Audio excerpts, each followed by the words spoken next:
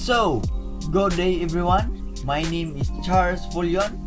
Welcome to my vlog. Introducing myself. For today's video, I will discuss the week 3, lesson 3 of practical research 2.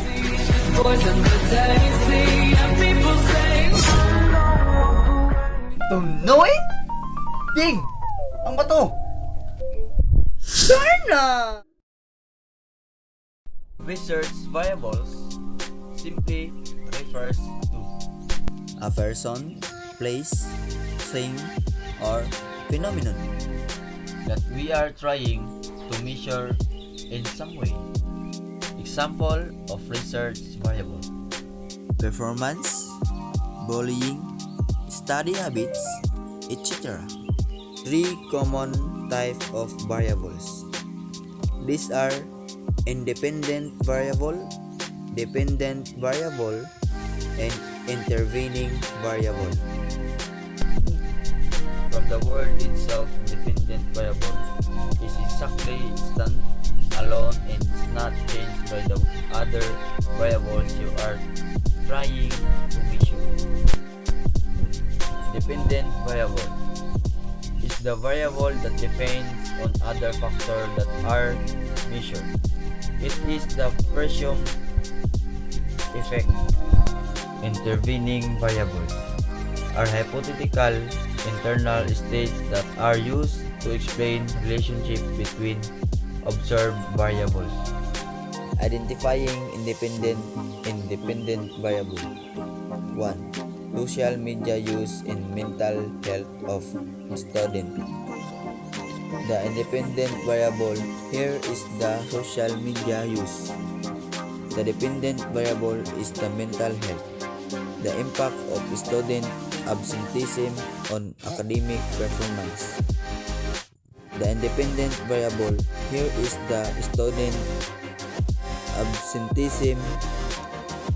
The dependent variable is the academic performance. Example of intervening variable are age, gender, income, religion, experience, etc. What is correlational research?